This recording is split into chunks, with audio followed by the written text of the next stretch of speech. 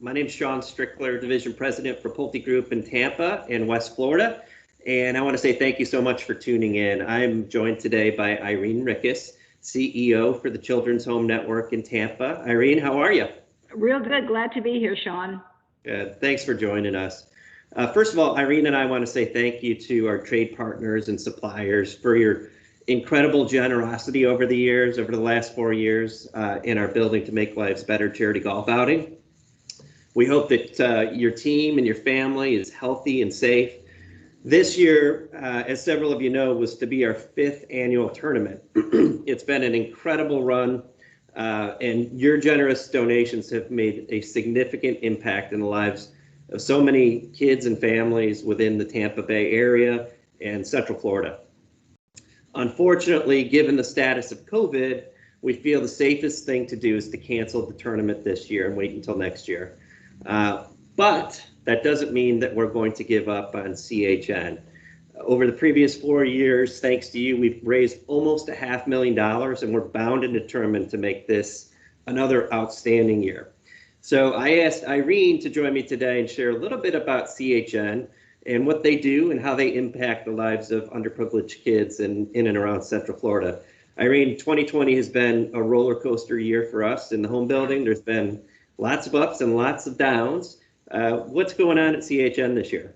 Oh, my heavens. Nothing that we could have ever anticipated, Sean. You know, we have 66 kids on our campus in Tampa, and the ages range from infant newborns, which are usually the children of the parents that are in foster care, so these, 14, 15, 16-year-old girls. And so when we were notified that the kids would not be going back to school and we had to do basically homeschooling, thank the Lord for Pulte Learning Center. We made that the hub of our learning initiative. And so every day we had children scheduled to go in there and work with their teachers, use the computers, reading room, and it became a lifesaver for us. And so I want to remind your trade partners that the Pulte Learning Center, which is just a phenomenal service that we offer the children, only exists because of the Pulte Golf Tournament. It supports that center virtually 100%. And so we were thrilled to have that opportunity to use it, and it's in full force now. I'll talk about it a little bit more later on. Awesome. That's awesome. Well, thanks. It brings incredible pride every time I see the Pulte logo at the entry to the Pulte Learning Center. And it's neat to have something that is so tangible right there at CHN. So I mentioned earlier that we're not giving up this year. So we're not going to have a golf tournament, but that doesn't mean we're not going to raise a lot of money. So the money that we would have spent to rent out Avila Country Club and to throw the banquet and to support the prizes, Pulte Group's going to donate that directly to CHN. Thank you. So obviously that's several thousands of dollars. And I know that several of our trade partners have also expressed an interest. You've caught wind that we may cancel the tournament, and you've expressed interest in donating, continuing forward with your donation. And we're super thankful for that. Of course, if you've already donated and you don't want to move forward with your donation, that's fine too. We can send your check back to you. I do want to let you know that if you do move forward with your donation, we have set a complimentary foursome at Southern Hills Golf Plantation, which is up in Brooksville. It's a Pete Dye designed golf course. It's been rated one of the top golf courses in the U.S. by Golf Digest. So if you move forward, we will include a complimentary foursome for your team, and certainly it would make a great day to get out and about and reward some of your teammates. So Irene, can you share with us a little bit? I mentioned earlier we've raised almost $500,000 over the previous 4 years, and you had mentioned the Pulte Learning Center. How are the funds used in addition to the Pulte Learning Center? The funds are used to hire staff as well to support the children in their educational and personal social adjustments. And it also helps to some of the educational outings that we offer. We focus primarily on the funds on education, but it involves not only the center itself, but out of the center, the kids take field trips to museums. They went to the art show downtown, didn't like that so much. but they go to the Glazier Museum, and so we've been able to use the funds for enrichment. So when I talk about education, Sean, I'm talking about the full gamut that a school would offer to a child. We offer to the children through the Pulte Learning Center. So if they need school supplies, uniforms, books, we use those funds for all those enrichment activities. It has made the world of difference. I do want to share with the trade partners that we are the only residential program in this central part of Florida that has a service like this. And when bureaucrats and legislators come out to see our facility, they are extremely impressed. And don't forget, and for those that were there last year, they saw the facility, and I guess you'll see it later on. But it looks very modern, very welcoming. It doesn't look like, a poor kid's learning center. It's just top of the line, and we are just so proud. The other part I wanted to share is because of the funds that your golf tournament has raised, we've been able to leverage those funds with the school system in Hillsborough County. And so when we let them know that we have certain resources available, but we need them to help fill in the gaps, they're very happy to do that because we're not asking them to support it 100%. So I don't know the dollar value, but if we take what has been raised almost $500,000 over the year, we've gotten another allocation from the school to help support that. So they're aware of the Pulte Learning Center. And then we've been able to approach some private foundations and let them know we have this center going, how it's supported, and how we could use a bit more of their funds to make up that difference. So it's really, when I think about it, it's an enriching opportunity for children that come from extreme poverty. Most of the children, 70% have been exposed to sexual abuse. About half have been homeless. All of them have been physically and emotionally abused. So when they have a luxury like this, they have never had that in their life. Maybe for our children, it wouldn't be quite so special, but for the children that are on our campus, it's an awesome experience. They don't argue about going to the Learning Center. They don't, other than the art show downtown, they didn't like that so much. Well, that's awesome. So I know we've been impacted pretty significantly by COVID, and it's changed our operations dramatically and how we sell and build homes.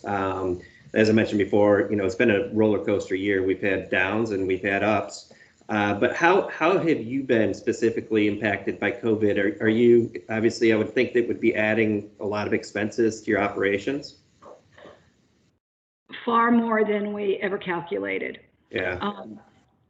Since our staff have to work 24 hours a day and we're taking new children in, we have to, the children have to have a place to live. So we, can't easily put a moratorium in place.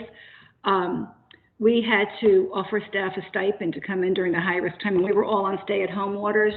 We gave staff a stipend to come in and help protect the children because, obviously it was essential. And I have to tell you that the staff stepped up, and it cost us far more than we anticipated, but it was worth it. The staff stepped up and did not miss a shift, and every kid was cared for. What's a particular challenge to us during COVID that we knew we were going to face it, we didn't think we would face it for quite so long, is taking new children in, we run the risk of infecting the whole campus. Right. And what's happened in Miami is that the campuses that are so large that are infected, staff walk out, they're afraid. And there's people that are high risk and live with high risk folks. And so it puts the whole campus in crisis. And so we were very careful about taking new children in, having testing done, having the children wear masks and be isolated until the testing results came back. COVID's been particularly difficult on the children. When the numbers started dropping, we began allowing the children to go to parks and the beach, and we found that it was very hard to isolate them. They were wandering off. They're little. Now they're teenagers and they want to have some cool time. And so they were wandering off, and so we had to pull back from some of that. But when the numbers began to increase, again, we're in a protective mode. We have to protect the children. And we have children living in our campus that are medically compromised. We have one little boy who has had multiple surgeries. He's only 8 years old, and he's touch and go. We have another boy who has a serious genetic disorder. If COVID comes to our campus, those children are in grave trouble. Yep. So when the numbers began increasing, we put the kids back on lockdown, and we hated to do that because we knew what that meant. But safety is number one. That's why they're with us. So we began to, and we used some of the Pulte funds for this as well. We began to rent things like the big water slide, the big blow up thing. Okay. And Yep. so we keep that, it was $1,000 a month, and we kept that for 1 month. Then we got a different kind of blow up, bouncy something or other. And we've been trying to do as many activities as possible on the campus. But I don't know if I can jump into this now, Sean, but Yeah. you know, I always believe during challenging times, there's always a silver lining. You always find good things. And something very unusual happened that none of us ever anticipated. When the kids began staying home in March from school, by far it was a crisis for all of us. It was a crisis for parents who had to work and keep their kids at home. It was certainly a crisis for us with 66 kids on the campus, home 24 hours. And we began, you know, educating the children on campus through the Pulte Learning Center and our gymnasium. And what we found is children who are extremely resistant to going to school, resistant to schoolwork, failing their classes, and I have a great story about this, failing their classes, you know, truant, causing fights, did much better by learning on our campus. And so we were really stunned by it. Their grades improved. We had kids that were failing that ended up passing their class at the end of the semester. And so a lesson we, you know, reflected upon in the summer is that there are many children on our campus who have so many social adjustment issues that they do better in an isolated, kind of nurturing center than the big school, you know, walking around with thousands of kids and all these different teachers.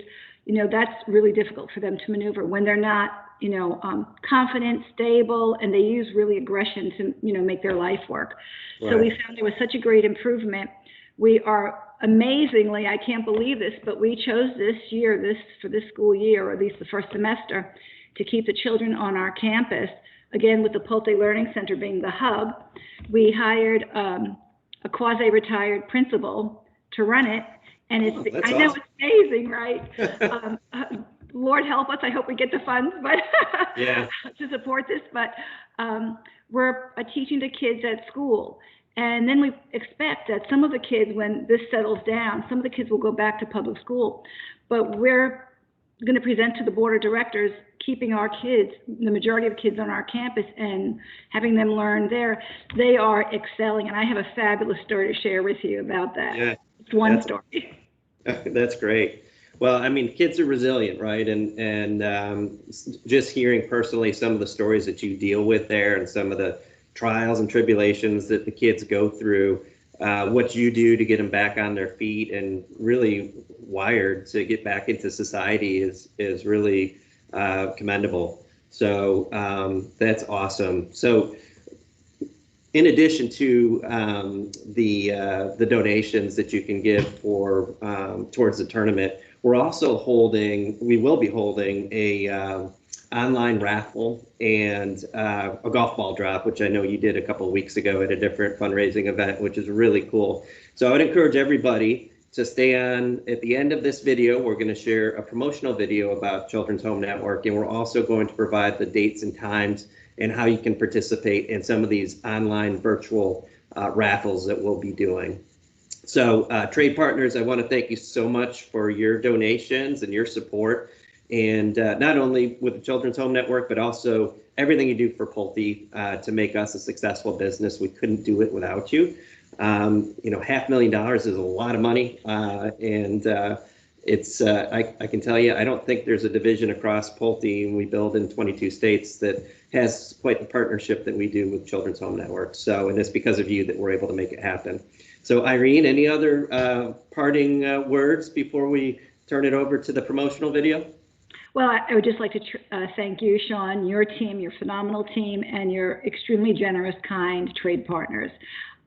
We never imagined, honestly, from the first year, we never imagined anything like this. And it has been overwhelming, but it's been an incredible blessing to us. And I wish you could see every kid and the difference. I wish you could see their report cards. Yeah. But what's so key, and I want to share it with everybody, is that we are turning lives around. There is no doubt we were turning children who are extremely vulnerable, we're turning their lives around and giving them a chance at success. Maybe to be like our own children, give them that chance. And without Pulte and its partners, I don't think we would be half as effective. So thank you, and God bless you all. Thank you for your kindness. Thanks, Irene. Thanks for everything you do for the kids and for Children's Home Network. And Irene and I wanted to share this via video rather than an email. So we thank you for tuning in, and we hope you'll stay on and watch the rest of the video. And we look forward to seeing you next year. Thanks, everybody. Thank you, everybody.